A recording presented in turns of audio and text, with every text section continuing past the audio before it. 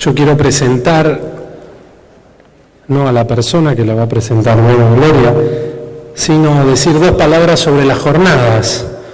Esta es, según los números que hicimos, la jornada número 23, desde que se inició, y se llaman Jornadas sobre Derechos Humanos, Obispo Carlos Gattinoni. Quizá muchos de ustedes sea la primera vez que vengan, quizá otros se han olvidado, y en mi carácter de capellán de esta institución me parece importante poder explicarles nuevamente, y como lo hacemos al inicio de cada jornada, en principio, qué son estas jornadas y, en segundo lugar, por qué llevan el nombre que llevan. Las jornadas de derechos humanos comenzaron a cargo de quien fuera obispo de una de las iglesias fundadoras de este colegio, de la Iglesia Metodista, Carlos Gattinoni. Se iniciaron en noviembre del año 93, cuando el Colegio Word celebraba sus 80 años, con el propósito de ofrecer a los alumnos del nivel superior un espacio más de formación. La idea fue crear una cátedra anual que represente una de las problemáticas sociales más desafiantes de estos últimos años y estimular a la reflexión en el marco de nuestra identidad como institución educativa cristiana protestante. ¿Por qué se llaman Obispo Carlos Gattinoni? ¿Quién fue? El obispo Gattinoni fue alumno de esta casa y fue profesor también. Fue pastor y luego, como les decía hace un ratito, fue obispo de la Iglesia Metodista Argentina, que es una de las iglesias evangélicas fundadoras de esta institución, junto con la Iglesia de los Discípulos de Cristo. También fue traductor, fue escritor, consejero, fue capellán de enfermos del cuerpo y del alma, pero por sobre todo un ferviente amante de la paz y la justicia. Fue este compromiso el que lo llevó a participar de movimientos de reconciliación y fraternidad. Trabajó con refugiados y tuvo una activa militancia en favor de los derechos humanos como integrante de la Comisión Nacional sobre la Desaparición de Personas, conocida como CONADEP. Convocado también por el presidente Raúl Alfonsín y como miembro fundador de la Asamblea por los Derechos Humanos, entre tantas otras tareas de promoción de la dignidad humana. Nos mostró con su vida sencilla pero comprometida que no hay amor perdido en este mundo. Todo lo que se hace desde el compromiso con los que más sufren es significativo. Y es significativo y necesario para hacer de este nuestro mundo un lugar mejor donde convivir todos. En la Jornada de Derechos Humanos han pasado grandes personas, invitados que hemos traído expositores de la APDH, de la Asamblea por los Derechos Humanos, muchos docentes de la Universidad de Buenos Aires, historiadores, sociólogos, representantes de comunidades CUM, por ejemplo, el doctor Emilio Mignone, en su momento presidente de la CONIAU. También han pasado por acá detenidos por la última dictadura militar y hoy nos honra con su visita. Le voy a pedir a Gloria que lo presente, el profesor Carlos Cullen, filósofo, pero la voy a dejar para la presentación de él a Gloria. Muchas gracias.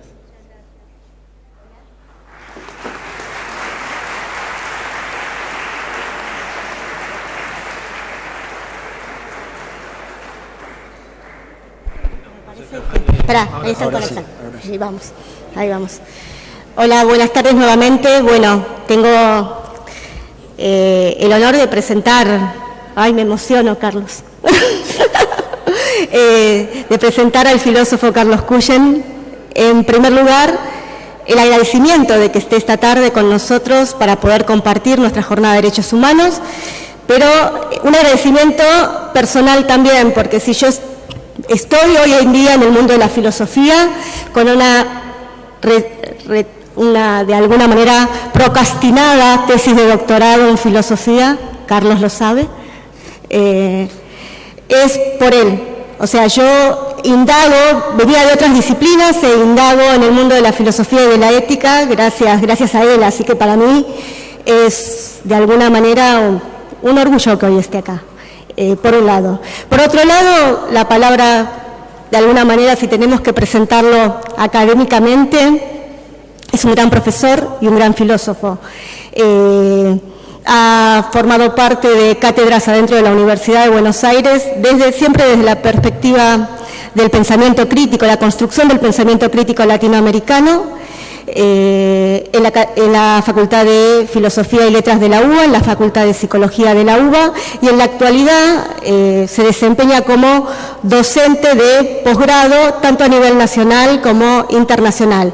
No tengo más palabras que el agradecimiento y, por favor, un aplauso grande para él y lo escuchamos.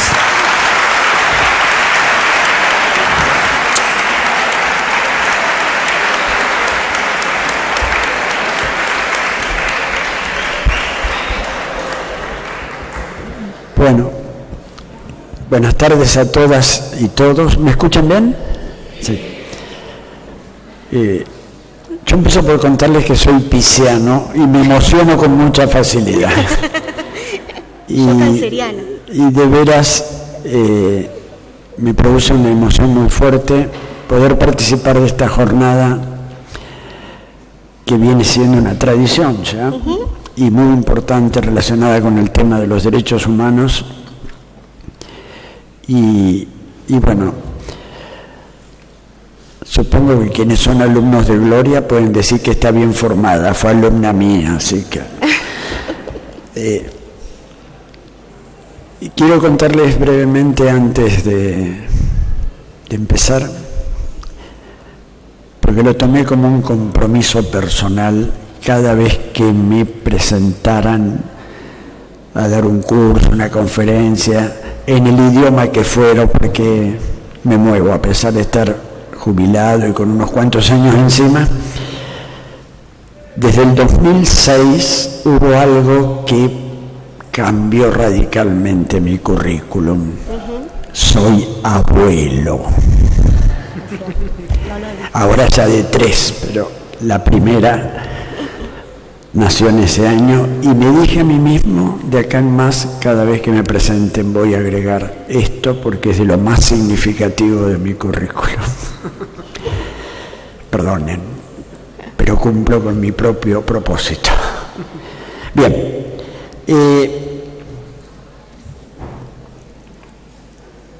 yo quisiera empezar con una frase de un gran pensador y filósofo de la educación colombiano que fue muy amigo, que falleció no hace mucho, Guillermo Hoyo Vázquez. Voy a citar una frase de él. Es difícil entonces, dice Guillermo, acudir a valores como la dignidad, el respeto, la autenticidad, si hemos predeterminado la educación de las próximas generaciones como otro de los objetos del mercado.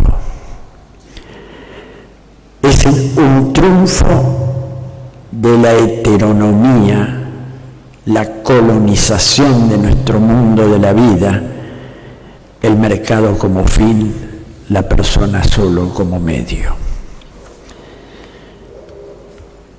Y termina con esta pregunta, con la cual yo quiero empezar. ¿Podemos responsabilizarnos ante futuras generaciones, ante la juventud de hoy, de esta tergiversación de valores, la educación como mercancía y no como derecho? Guillermo Hoyos Vázquez. Bien.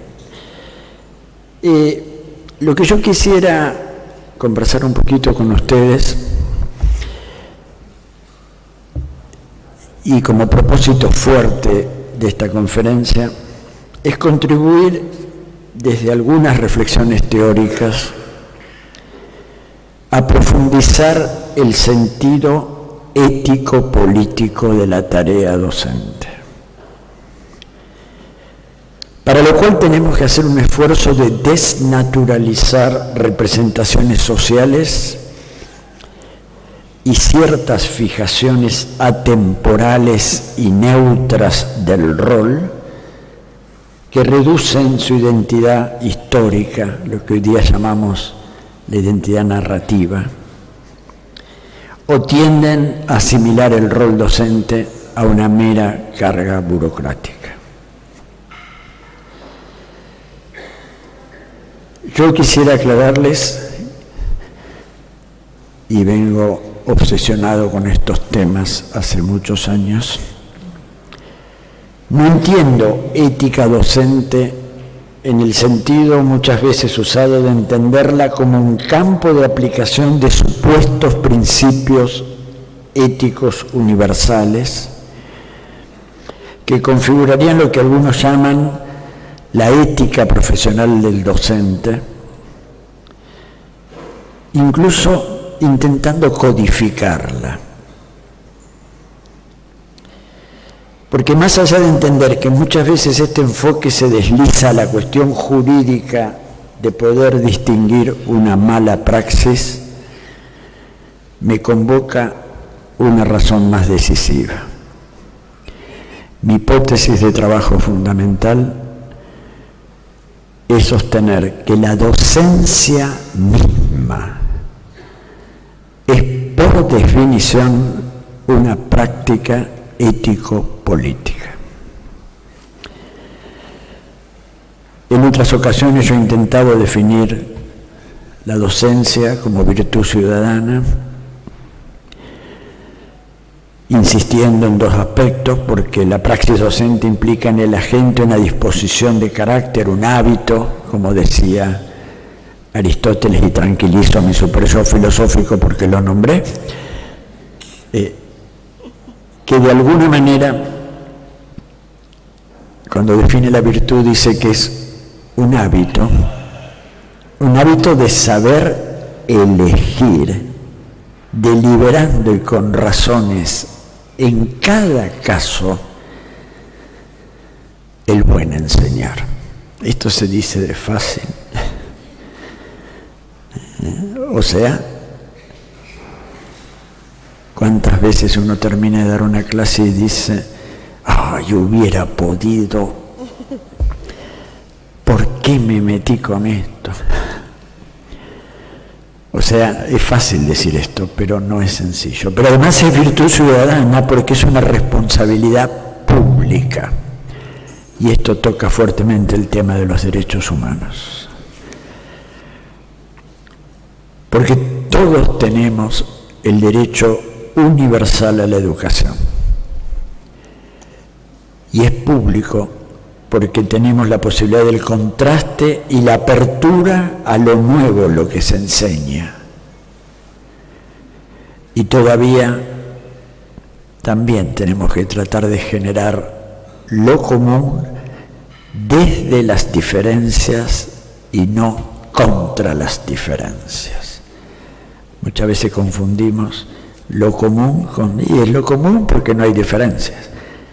El verdadero desafío es generar lo común respetando las diferencias, que también todo esto se dice muy fácil. Bueno, más recientemente he reflexionado, no estoy vendiendo mis libros, simplemente lo comento porque a mí me gusta dar el paso adelante, sobre lo que podemos llamar las entrañas éticas de la identidad docente. Justamente definiendo la docencia como identidad narrativa, un relato que busca un narrador. Eso quiere decir identidad narrativa. Estoy parafraseando acá a un gran pensador, Paul Ricoeur, que hablaba justamente de que la vida misma es un relato en búsqueda de un narrador. Insistiendo, por otro lado, en la pasión por aprender a vivir. Esta expresión es de otro gran pensador, Jacques Derrida, la pasión por aprender a vivir, la pasión. Y más claramente, la responsabilidad. Y acá le tomo prestado a Hannah Arendt, una gran pensadora, cuando dice, la responsabilidad es por el mundo y por los recién llegados. una hermosa forma de decir lo que es la responsabilidad docente. Por el mundo transmitimos saberes, etcétera, etcétera, pero por los recién llegados. Y esto es clave. Entonces, para entendernos mejor, y voy a intentar en esto, que fue un poquito el pedido que me hicieron, resignificar la autonomía, que han estado recién mostrándonos maneras de entender todo esto muy interesantes. El problema es que los filósofos a esta altura del partido nos ponemos un poquito nerviosos con esa palabra porque viene del siglo XVIII y ha corrido agua bajo el puente, lo cual no quiere decir que no la podamos resignificar, sino que justamente ojalá lo que les voy a comentar ayude a resignificarla. Entonces, ¿por qué la educación implica la dimensión en sí misma, siempre ético-política? ¿Saben por qué? Porque se trata de un espacio de acciones e interacciones, cuya identidad intencional es enseñar, pero justamente se trata de acciones. Y esto, como buen profesor de ética durante muchos años, así se suelen empezar las clases de ética, distinguiendo acción de mero movimiento natural. ¿Y saben qué distingue la acción del mero movimiento natural? Que podemos hacerla o no hacerla, o hacerla de otra manera. Y además, sabemos lo que hacemos. Por eso, desde muy antiguo, la ética empieza cuando nos damos cuenta que el problema es la acción. Y el único viviente en este planeta que actúa en sentido estricto es el viviente que tiene logos, como decía, y vuelvo a citarlo a mi amigo Aristóteles. Ustedes conocen esta definición de Aristóteles de la forma mal traducida que usó el medioevo, animal racional. Estoy seguro que si les pregunto por ahí afuera, dame rápido una definición de hombre, me van a decir animal racional. Está muy mal traducido. Es el viviente que tiene logos. Y logos en griego no es meramente el pensamiento, la inteligencia, sino que es también la palabra. Y el único viviente que actúa es este viviente que tiene logos, es decir, que piensa y que habla, o sea, nosotros los humanos. En este sentido, aparte de esto, se trata en la docencia siempre de un compromiso ético. Porque ponemos el trabajo educativo, tanto al formarnos como docentes, y buena parte de ustedes están en esta tarea, como al poner en práctica la docencia. El compromiso ético quiere decir que tenemos que hacer esto bajo principios de justicia, que de alguna manera deben regir este núcleo central, esta parte del contrato social que algunos autores llaman hoy día el contrato educativo. Pero al mismo tiempo, y como lo que posibilita jugarnos en un compromiso ético-político al elegir hoy ser docentes, quisiera explicitar dos cosas. Por un lado, y esto tiene que ver con el título que yo le puse a esta conferencia. Por un lado, el sabernos todos los involucrados en las interacciones educativas que siempre estamos interpelados éticamente por la epifanía del rostro del otro en cuanto otro. Esto lo tomo de uno de los grandes pensadores del siglo XX, Emmanuel Levinas, un pensador de origen lituano, judío, que sufrió el Holocausto y que nos planteó, somos lentejas los filósofos, 25 siglos después, que nos habíamos olvidado de pensar al otro en cuanto otro. Lo habíamos pensado como el diverso de la misma especie, lo habíamos pensado como los individuos todos iguales y libres, pero no lo pensamos como el otro en cuanto otro, que me interpela éticamente en una relación que no es cognitiva primariamente, sino estrictamente ética. Porque ¿saben qué me dice el rostro del otro en cuanto a otro? Cito a Levinas: heme aquí, no me violentes. Si esto está, a renglón seguido puede decirme: conóceme, enséñame, ayúdame.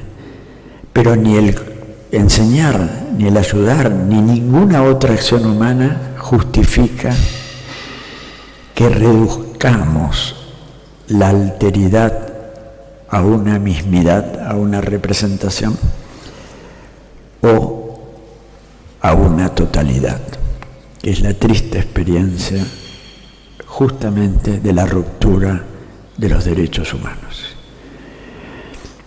Quizás se les aclare esto si les comento qué ejemplo pone Levinas. Pone un ejemplo conocido seguramente por todos ustedes del primer asesinato que cuenta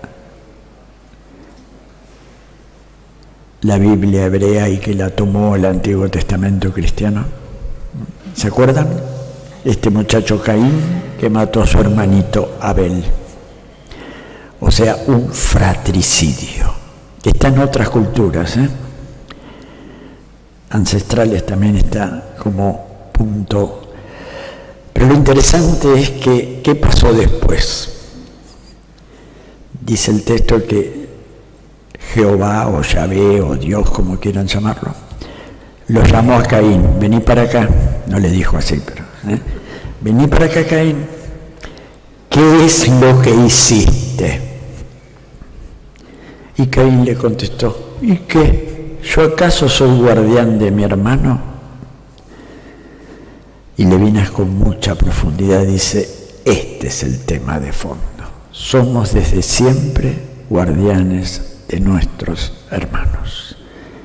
Lo cual quiere decir que no podemos justificar la violencia al otro en cuanto a otro. Supongo que queda claro con el ejemplo. En este sentido, también podemos tomar otra frase que me parece interesante.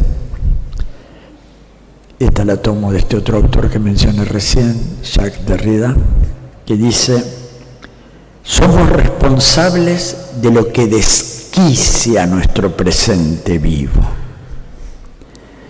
¿Y qué es lo que desquicia nuestro presente vivo? Esos espectros o fantasmas de esos otros yacidos que fueron víctimas de cualquier injusticia, o de los que aún no son todavía, pero pueden llegar a ser víctimas de cualquier injusticia. La metáfora del desquiciarnos es muy fuerte. Desquiciar quiere decir sacar de eje. Entonces, es muy importante, Derrida se anima a decir, ni siquiera podemos hablar de justicia si no hablamos con, de, ya los fantasmas de todas estas víctimas que ha tenido la humanidad.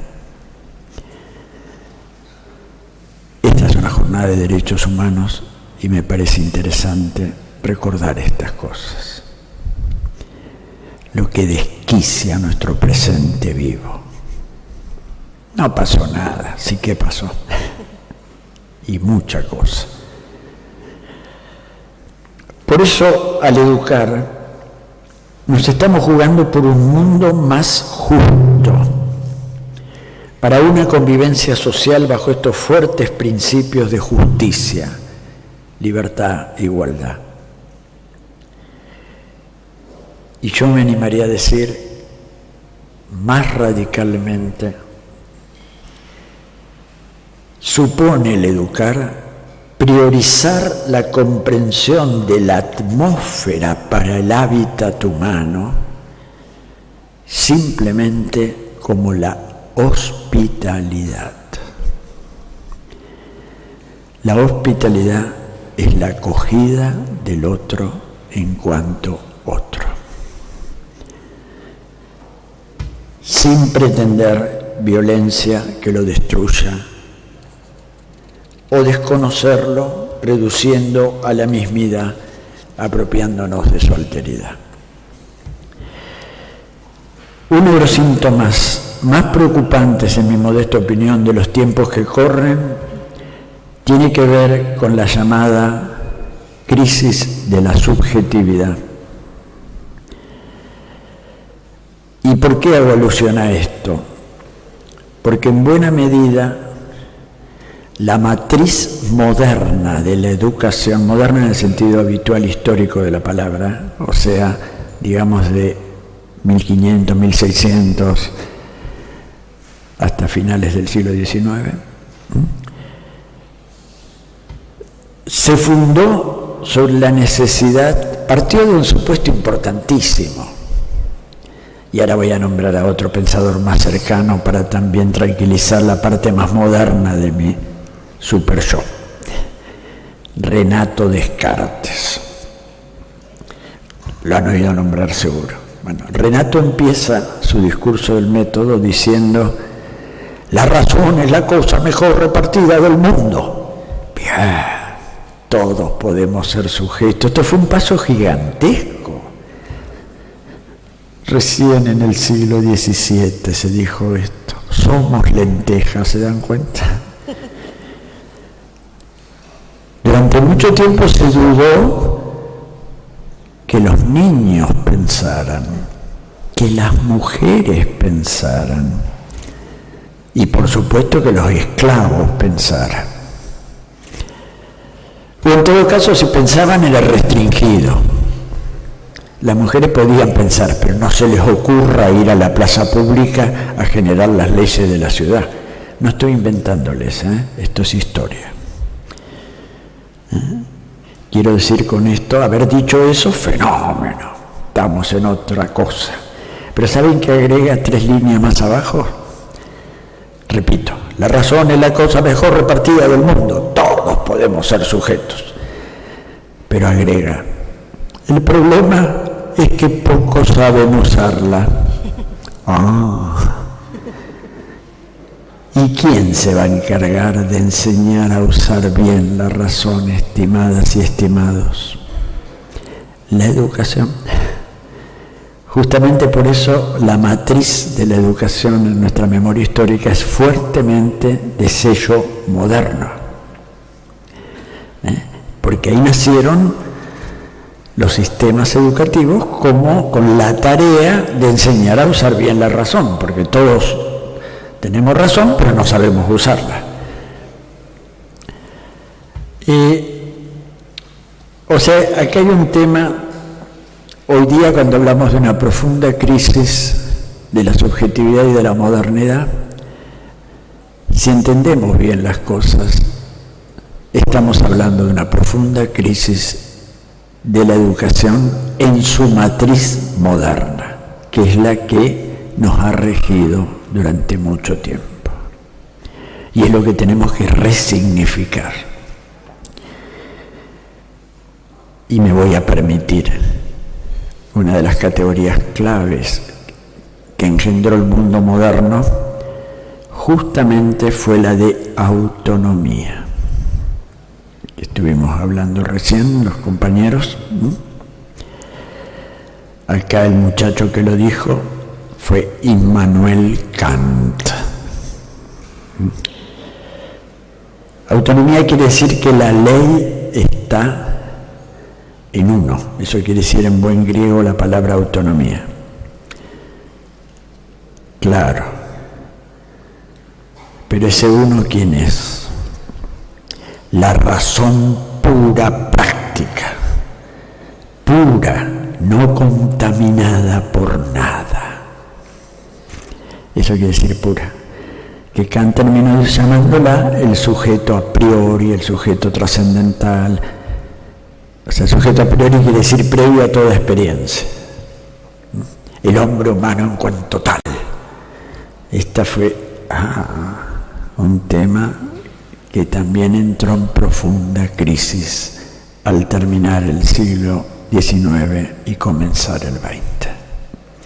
Y lo que llevamos del XXI. ¿Por qué?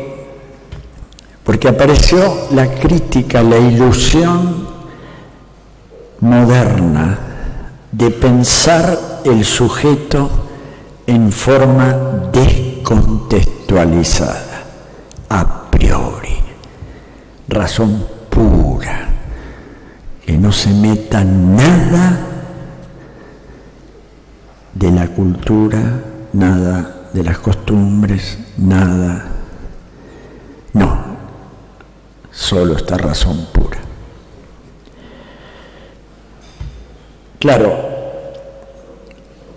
se lo pensó como lo siempre igual a sí mismo. Entonces, qué fácil fue poder disciplinarlo de la misma manera. La palabra disciplina en el mundo educativo suena, con esa paradoja curiosa, que disciplina es una forma que nombramos las distintas materias, las disciplinas que tenemos que estudiar. Pero disciplina quiere decir también orden, chicos, ¿o no? Incluso es muy curioso el origen. La palabra disciplina viene de discípulo, el que aprende. Pero además tuvo un significado durante mucho tiempo. Era el látigo con el cual se castigaban los monjes en su penitencia medieval para que todos nos salvemos. Disciplinarse. Y rezar por los pecadores de este mundo. Lo digo, no quiere decir que no haya acá cosas para rescatar. Estoy queriendo decirles que esto se nos metió tan adentro en el discurso pedagógico que con mucha facilidad terminamos teniendo que decir que hay una sola forma de ser sujeto, esta. ¿Y saben qué? Este fue el mensaje del colonizador. ¿Qué nos dijo el colonizador? ¿Usted quiere pensar bien? ¿Usted quiere actuar correctamente? ¿Usted quiere ser un buen ciudadano? ¿Le suena todo esto, no es cierto? En todos los currículos aparecen estos objetivos. Pensar bien, actuar correctamente, ser un buen ciudadano. ¿Usted quiere esto? Acá tiene el modelo, pero para agarrarlo, olvídese de lo suyo. Y acá voy a traer a otro autor, gran amigo con quien tuve el enorme gusto de trabajar muchos años hasta su muerte. Rodolfo Kusch, un pensador argentino, de origen alemán pero argentino, que terminó viviendo en Maimará, la quebrada de Humahuaca. Kusch explota una distinción que tenemos en la lengua española importantísima. Quizás, no sé si alguna vez lo reflexionaron. Todas las formas conjugadas del verbo ser en español provienen de las correspondientes formas conjugadas latinas. Nuestra lengua es latina. El pasado, el presente, el futuro. Hay una sola excepción, el infinitivo. ¿Y cuál es el infinitivo? Ser. Claro, a los filósofos se nos empiezan a iluminar los ojitos. En español tenemos dos verbos, ser y estar, que los vuelve locos a los que aprenden nuestra lengua. Acá creo que hay gente del profesorado de inglés también, ¿no? Que no terminan de saber nunca cómo se dice, ¿estoy sentado o soy sentado? Porque va a su diccionario, to be, ser o estar. ¿En qué quedamos? Ser o estar. Sein, ser o estar. ¿Saben cuál es la curiosidad lingüística? Esto lo explicito porque es fundamental en el pensamiento de este hombre y es lo otro que quiero insistir. Así como la interpelación ética del otro en cuanto a otro, ahora quiero insistir en esta categoría. El estar, que va junto con el ser. Ser en español viene de otro verbo, no viene del infinitivo latino. El infinitivo latino no importa, bueno. ese, se dice en latín ser.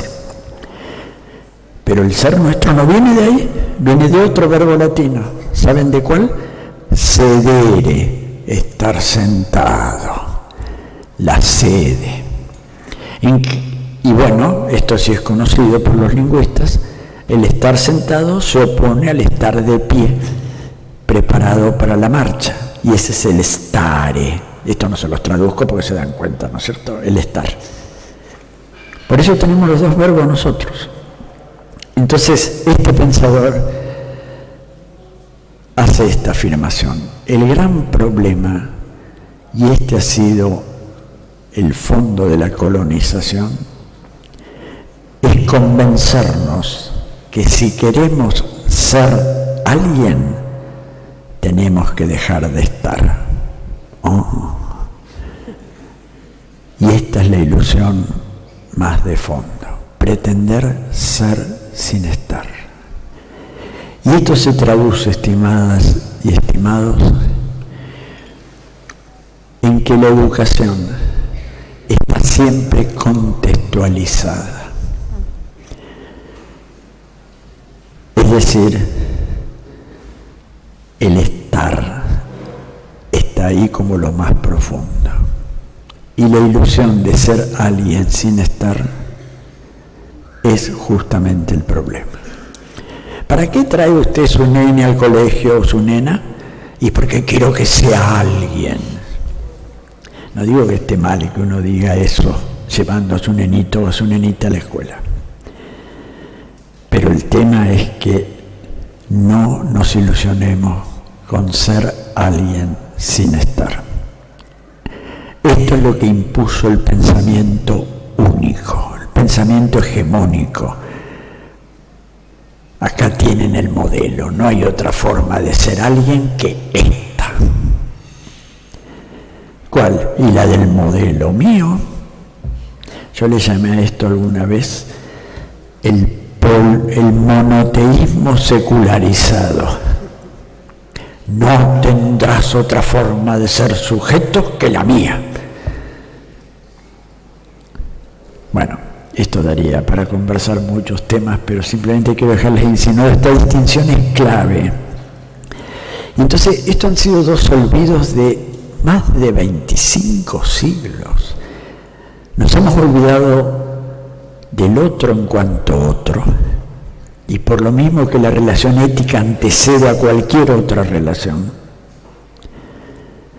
Heme aquí, no me violentes,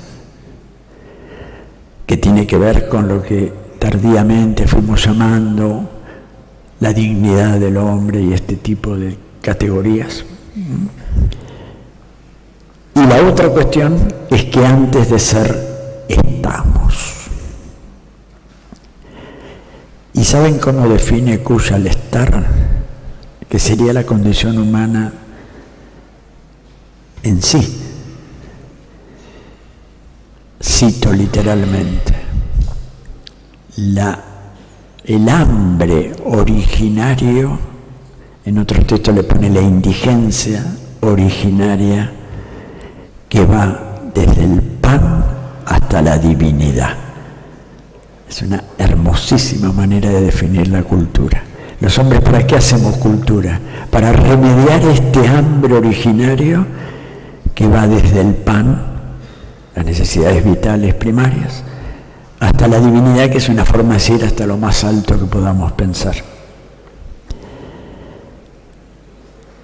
Lo que pasa es que la ilusión que se nos metió en la cabeza es que si logramos ser como nos manda el pensamiento único con ese modelo único, nos sacamos de encima el estar, ya no tenemos más hambre originario.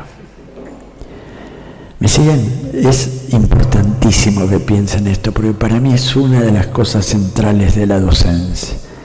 No pretender ser docentes sin estar.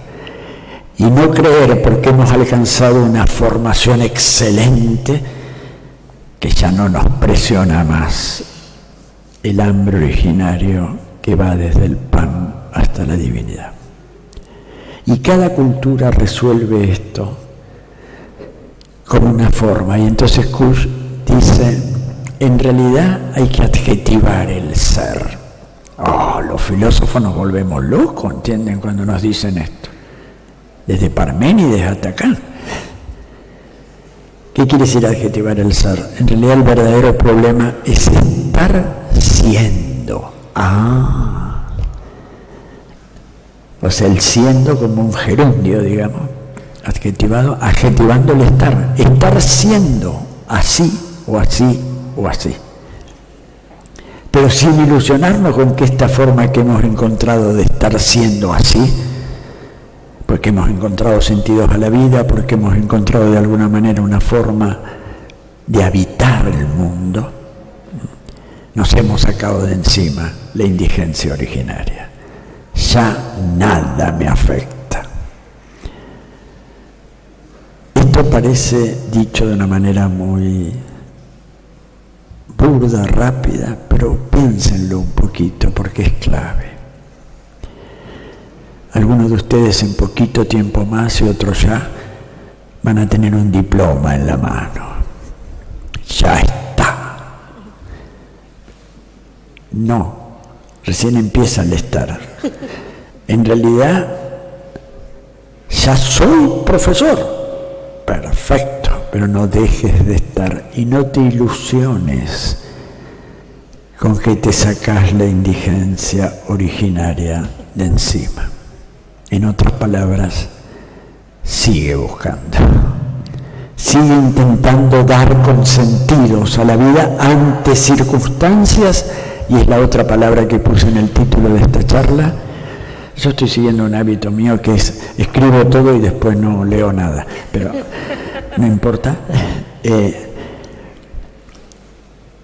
es estar abiertos a lo nuevo, a lo que acontece.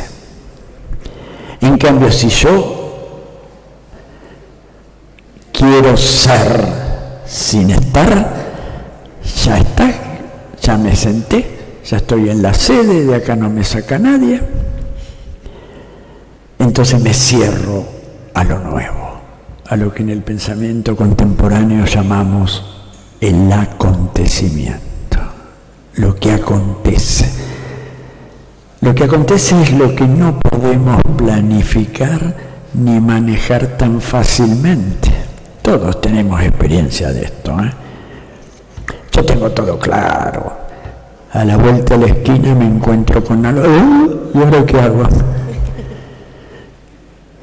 Es muy simple, pero es muy profundo esto. Entonces, fíjense las tres ideas que recién el siglo XX y en su segunda mitad, después de haber pasado 2 guerras mundiales y el Holocausto y genocidios, sin hablar de la colonización que llevaba unos cuantos años antes, no solo acá, sino también en otros países o continentes del planeta. Pero en el fondo, estos han sido los 3 grandes olvidos. El otro en cuanto a otro, el estar, meramente estar, como lo que es previo a al ser.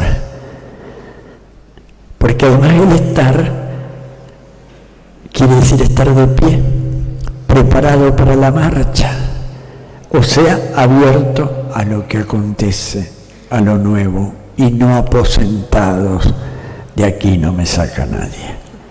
Ojalá, y es mi deseo más profundo, sean docentes que partan de la interpelación ética del rostro del otro en cuanto otro,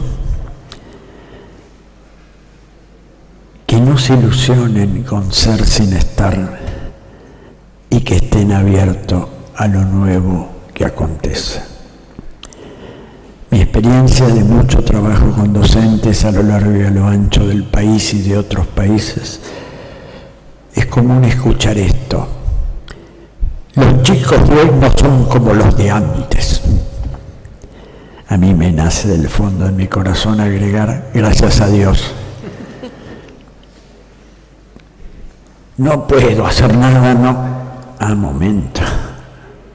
¿Por qué? Y porque yo estoy formado para entender un modelo ideal de niño, de alumno, bueno, de sujeto, como que le hemos quitado la historicidad a la noción. Y acá ayuda muchísimo pensar la relación entre el rostro del otro en cuanto a otro que no puede ser representado, es irrepresentable. Porque representarlo quiere decir que lo meto como un contenido de mi conciencia. Pero en tanto otro trasciende eso. Por suerte, porque esto permite en la vida las grandes experiencias humanas. El amor, la amistad, la justicia.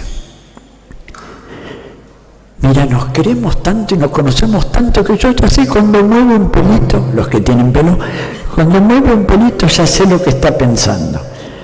Fenómeno, siempre y cuando no reduzcas al otro a esa representación que te haces. Esto es importantísimo y es uno de los desafíos más fuertes para la vigencia de los derechos humanos. Saber que los humanos somos unos para los otros, rostros que interpelamos éticamente. Somos desde siempre guardianes de nuestros hermanos, en este sentido. Y entonces, la interpelación ética, el estar que precede al ser,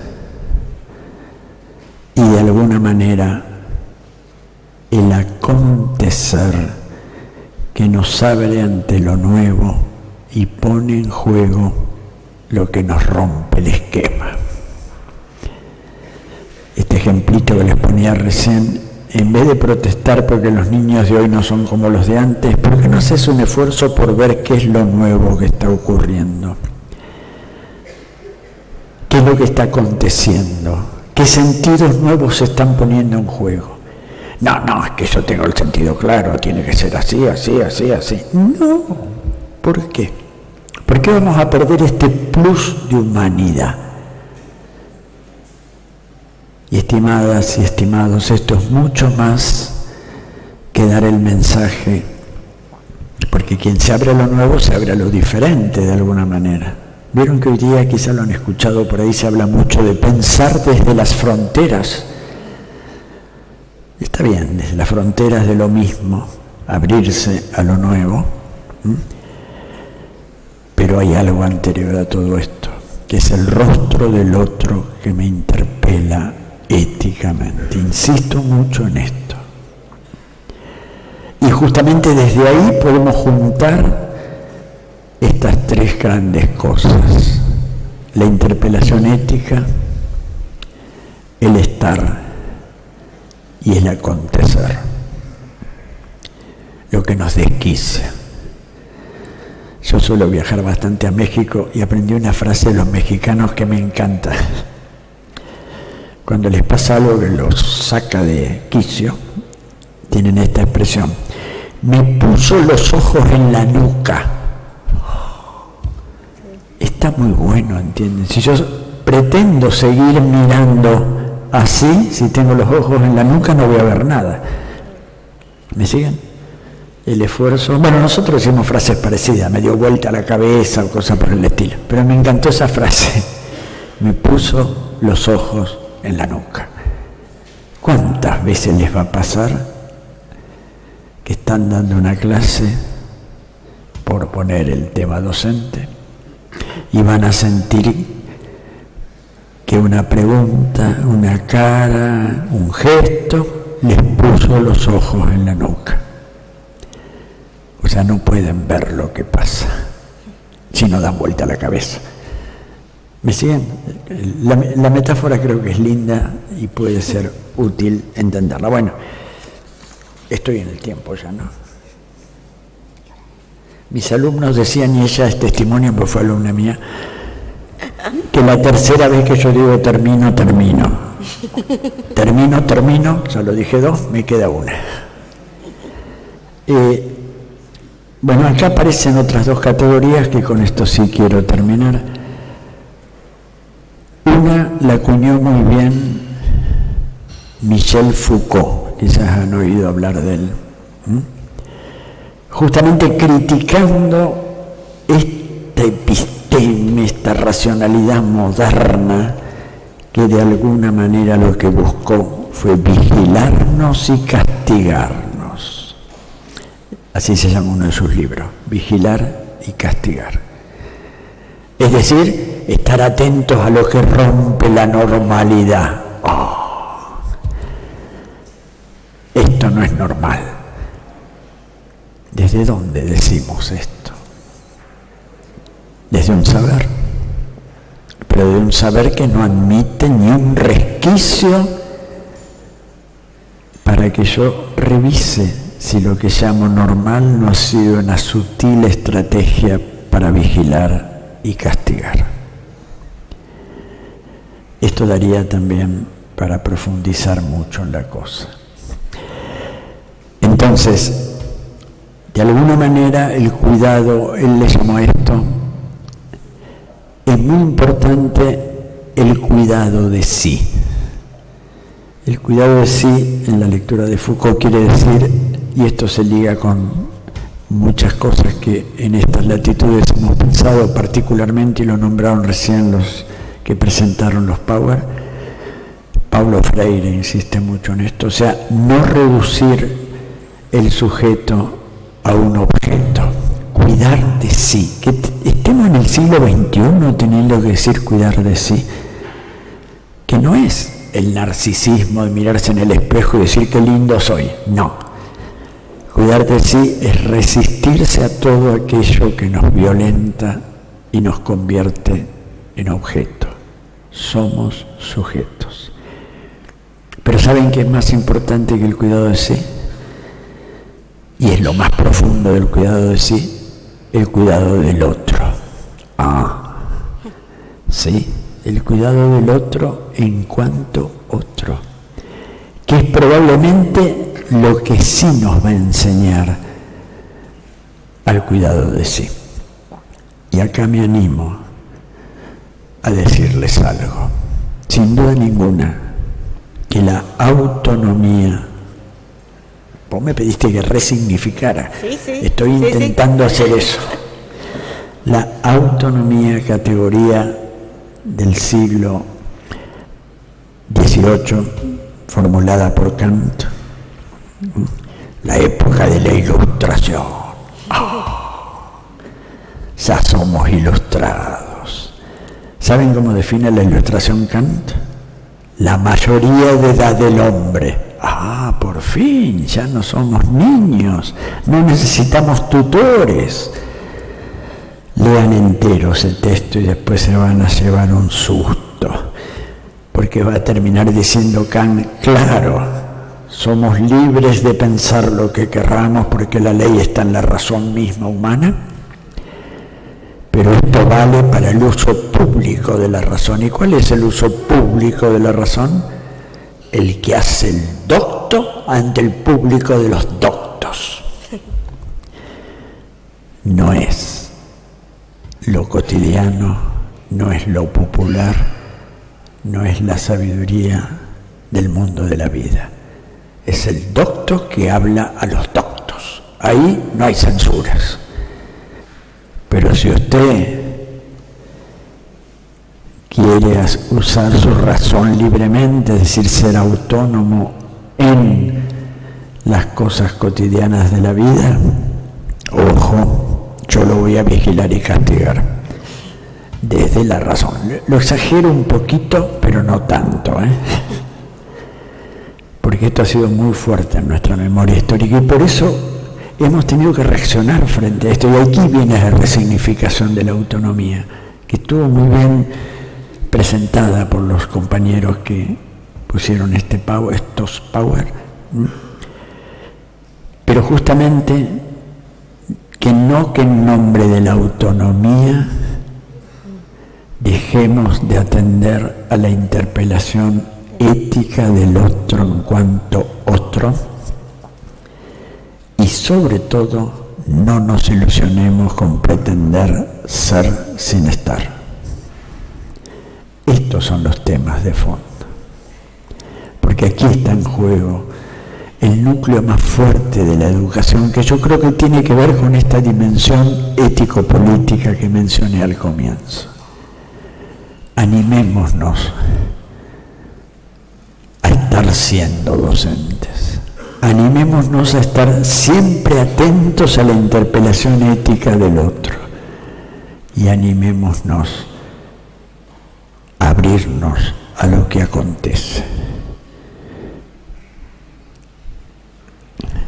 Una última reflexión, termino, tercera vez. Hay una cosa muy curiosa, y esto hirió el narcisismo de Occidente que ni les cuento. Dicho sea de paso, lo que llamamos Occidente está a nuestro Oriente. ¿Eso lo pensaron alguna vez?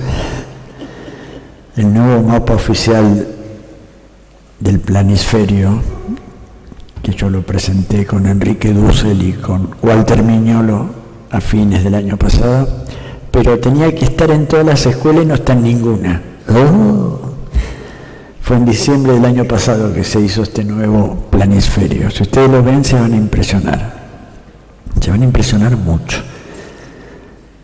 Bueno, pero entre otras cosas se van a dar cuenta que un planisferio, según dice la buena geometría, pasar la esfera al plano es un trabajo difícil. Y la Tierra es redonda y el planiferio es plano. Entonces depende del punto de vista que lo hacemos.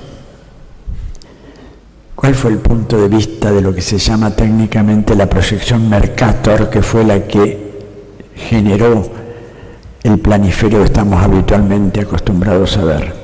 ¿Para quién estaba hecho y desde dónde? Y está claro, para el colonizador, para el traficante de esclavos. Claro, para ellos. Entonces, ¿dónde estaba el centro? ¿Dónde va a estar? Si miran el planiferio actual, les va a impresionar lo chiquita que es Europa, lo grande que es el África, lo grande que es América. Si no me creen, les cuento una anécdotita, chiquitita. Un matutino de la capital federal, cuyo nombre no lo menciono, pero hago un gesto, logró filtrarse. Esto se presentó a finales del gobierno anterior, en diciembre, bien al final. Y entonces sacó una nota en el diario donde dijo lo siguiente. No crean que invento, si alguno la quiere ver, la tengo guardada y se las mando. ¿Cómo puede ser que hagan este nuevo planiferio y este nuevo mapa de la República Argentina donde San Juan es más importante que Miami? Algo se tocó, Algo se tocó. Bueno, no importa. Esto lo traje a colación pensando en esto. Lo que les quería agregar es, les dije lo que hirió el narcisismo de Occidente y ahí me desvié, pero ahora vuelvo. Este planteo de Manuel Levinas, ¿saben qué es lo que puso en juego? Que la iniciativa la tiene el otro en cuanto otro, que me golpea, pum, pum, aquí estoy, no me violentes. Y recién ahí, ¿saben qué es lo que yo comprendo? Gracias a que alguien me interpela, que soy capaz de responder. En buen español, ¿qué quiere decir responsable? Y responsabilidad. La capacidad de dar una respuesta. ¿Sabríamos que somos capaces de dar una respuesta si nadie nos llama? Esto también les pido que lo piensen un poquito. La iniciativa la tiene el otro en cuanto a otro. Por supuesto que yo también soy un otro en cuanto a otro para el otro. Y esta es, me parece, una de las cosas más profundas de los derechos humanos, precisamente. Claro, a partir de ahí viene la respuesta que yo puedo dar. Si alguien no me llama y me toca la puerta, tuc, tuc, tuc, tuc, yo no sabría que puedo responder. Recién aprendo a que puedo responder cuando alguien me toca, me llama. Una vez que me sé responsable, puedo hacer dos cosas. Abrirle la puerta hospitalariamente y decirle, te acojo hospitalariamente, etc., o cerrársela en las narices, que es el sentido más habitual cuando hablamos de responsabilidad. No sé si queda claro esto, pero es muy interesante que lo pensemos, La iniciativa la tiene el otro, en cuanto otro, no meramente como diferente, porque diferente, que también tardamos un montón de tiempo en hablar de la diferencia, pero el diferente, para que yo pueda decir vos sos diferente, tengo que tener un punto de referencia. ¿Estamos de acuerdo? ¿Desde dónde puedo decir que vos sos diferente? Y desde algún lugar, y ahí nació esta palabrita que fue sagrada en el mundo anglosajón después de las guerras de religión entre protestantes y católicos en el siglo XVII, cuando vino el edicto de Cromwell y se pacificaron, etc.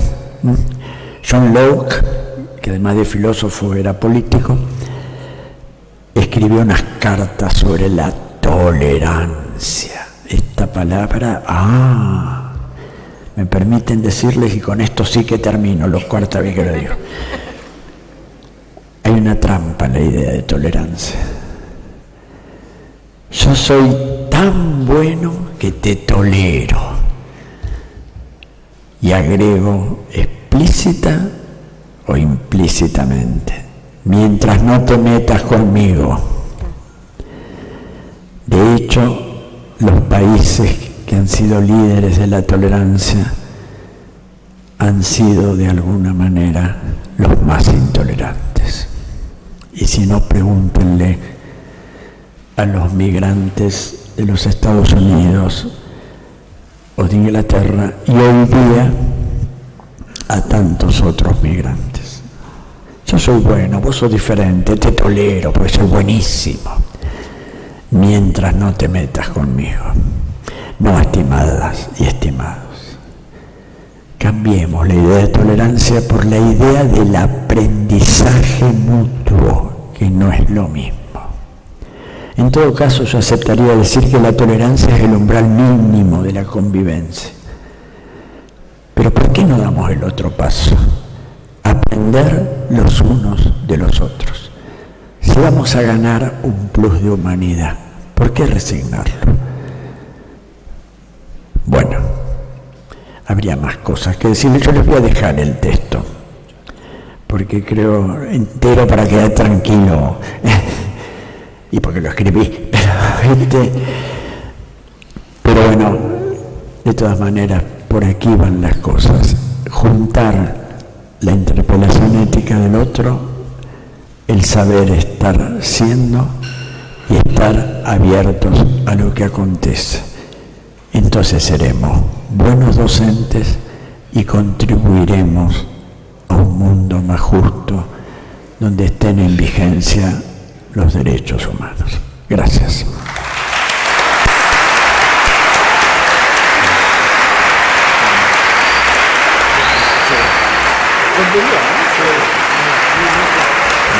Gracias. Gloria, seguí vos, seguí vos con lo que tengas. Si querés bajamos y miramos abajo. ¿Querés que pregunten algo?